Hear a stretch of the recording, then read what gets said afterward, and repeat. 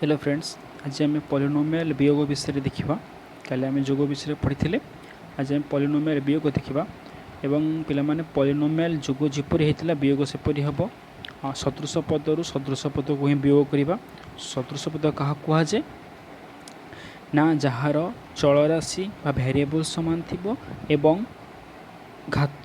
सामान थी, घात बा पावर सामान थी, ताको आम कौन कह सदृश पद कह। आज सेपरी भाव में सदृश पदर सदृश पद मान प्रयोग करवा। फॉर एग्जांपल देखिए केते अच्छी 3x² - 6x + 17 - 5x - 3x² + 19। Okay, प्रथम कौन करवा ना इजी हम। आग ब्रैकेट खोली दियो, देखा 3x² - 6x + 17 माइनस अच्छा 5x पूर्व किसी ना माने केते अच्छी प्लस अच्छी प्लस माइनस होगा के minus minus into minus minus minus गुण खेल कौन हो जाए plus 3x² minus plus minus 19। Okay, बर्तमान सदृश पद पाखु सदृश पद को नहीं आस। 3x² सदृश पद किए भितर अच्छी कहार चल समान घात सामान प्लस 3x² माइनस 6x या पाखु किए आसो minus 5x plus 17 minus 19। Okay, now 3x² 3x² केते हो 6x² minus 6x minus 5x 6 5 दुईटा ऋणात्मक संख्या थले कौन हम ना उभय को मिसई दबा बड़ संख्या चिन्ह दबा। ओके, 6 5 केते 11 बड़ संख्या चिन्ह minus minus 11x plus 17 minus 19 बड़ सान संख्या बड़ संख्या फेड़ा अच्छी प्रथम बड़ संख्यार सान संख्या को फेड़ीदबा बड़ संख्यार चिन्ह देदेबा 19 ରୁ 17 गले 2 बड़ संख्या चिन्ह माइनस अच्छी केते गला माइनस 2 सरला आंसर केते गला 6x² - 11x - 2। ठीक अच्छे, ये धाड़ी प्रणाली आपको सेमती पिला कौन करवा ये धाड़ी प्रणाली कौ प्रणाली एटा धाड़ी प्रणाली आपको स्तंभ प्रणाली करवा स्तंभ प्रणाली करवा। ओके, अच्छा क्वेश्चन ये थिला प्रथम को सजे लिखिदबा 3x² अच्छा हो ठीक अच्छे देख 3x² - 6x + 17 या ये फेड़ा। अच्छा ये घात अनुसार पद सजिक लिखा सदृश पद 3x² सदृश पद किए -3x² अच्छी या तल को नहीं आस -3x²। ठीक अच्छे, बर्तमान 6x को क्या आनी भारी 5x + 5x अच्छी प्लस 5x 17 तलू क्या आनी भारी 19 + 19। ओके, फेरण करवा वियोग चिन्ह देली पिला माने एठी वियोग चिन्ह देले आम देख भल से देख एठी आम जो धाड़ी प्रणाली बंधनी फिटेले ये जो माइनसटा एमान सहित गुणी है ना नहीं माइनसटा एमान सहित गुणी होगला एठी मध्य माइनसटा से गुणी हम माइनस माइनस केते हम plus minus plus minus minus plus minus सेमती लिखा आग माइनसटा सहित गुणा होगला मतलब फेरण फेरण करुचे ना minus minus plus minus plus minus minus plus minus प्रथम देख या नुआ साइन केते होगला -3x² नहीं हो प्लस 3x² 3 3